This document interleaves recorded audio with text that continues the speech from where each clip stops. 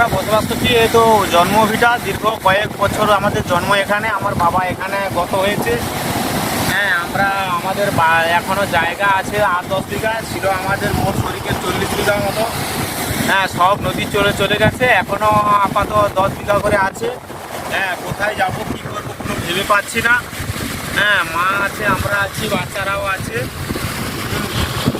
এবারে কোথায় কী হবে কোনো প্রশাসনও কোনো ব্যবস্থা দিচ্ছে না, কোথাও কোনো উপদেশ কোনো সাহায্য পাচ্ছি না। কী করবো, কীভাবে থাকবো ভেবেও পাচ্ছি না। এই জল ঢুকে যাচ্ছে, একটু ওই 6 ইঞ্চি মতো বাকি আছে জল ঢুকতে, মানে বাড়িতে। হ্যাঁ, আর বাড়ি চারদার জল হয়ে গেছে। হ্যাঁ, গরু বাছুর ছাগল থাকা খুব খুব সমস্যার মধ্যে আছি। হ্যাঁ, আতঙ্কের মধ্যে আছি। নদী বাঁধ যেটা ছিল সেটা ভেঙে গেছে, ছোটো রিং বাঁধ একটা নিজের জায়গা দিয়েছিলাম সেটাও ভেঙে গেছে। টোটাল গ্রামে জল ঢুকে গেছে।